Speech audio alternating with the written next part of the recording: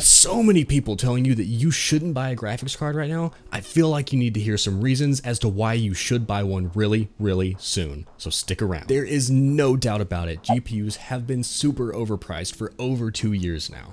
Because of that, there has been a large movement in the gaming community full of people telling everybody not to build a new system until prices drop. Now, I am all for power of the people, and I absolutely believe that we should make companies feel the repercussions of their actions if their actions call for it. But if you don't want to buy a graphics card right now because you're worried about overpaying for it, you need to know that it is highly likely that the exact same thing that happened at the release of the 30 series is going to happen at the release of the 40 series. So here's what I predict is going to happen.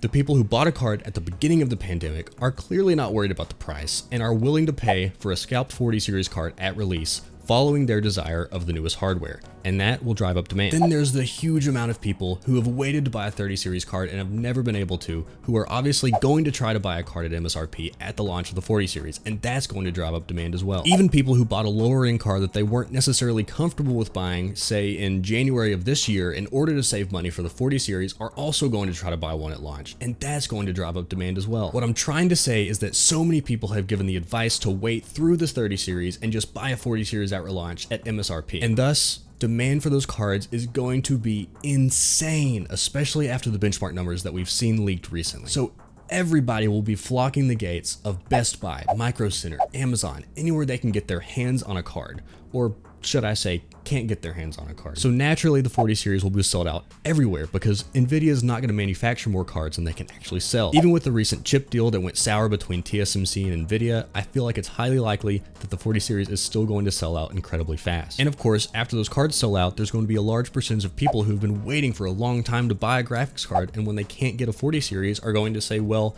I'll just buy a high-end 30 series now because they're going to be cheaper since the 40 series is out, right?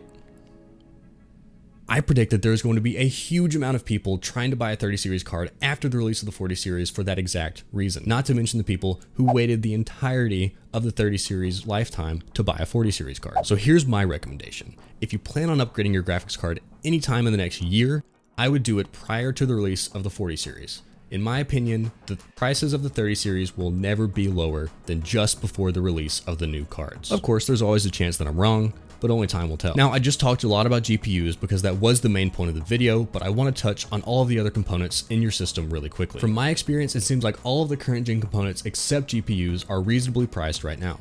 For example, I just picked up a Ryzen 9 5900X for about 33% off of its market value. That's pretty standard for a chip that came out almost 2 years ago. So if you haven't built a current system yet, and you want to, but you haven't done it because of all the advice circulating out there about prices and graphics cards and all that junk, just let this video be assigned to you to go ahead and do it. Remember, just because new hardware is coming out, that doesn't make the current hardware that's out right now any worse. It just means that there's better options available. Thank you for sticking around to the end. If you want to know whether Nvidia or AMD has a better flagship GPU offering right now, check out this video. Thanks for watching.